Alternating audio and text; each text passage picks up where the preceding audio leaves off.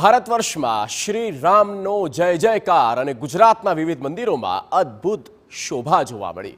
ડાકોરથી લઈ ગીર સોમનાથ સુધી, વીરપુરથી લઈ અમદાવાદના જગન્નાથ ધામ સુધી પ્રભુને માત્ર અદ્ભુત શણગાર થયા, પણ સાથે જ વિવિધ કાર્યક્રમનું પણ આયોજન કરવામાં આવ્યું। આજે દરેક મંદિરનો માહોલ એ વાતની સાબિતી આપી રહ્યો હતો કે આ દિવસ ખાસ છે અને આજની ઘડી રણિયામણી છે।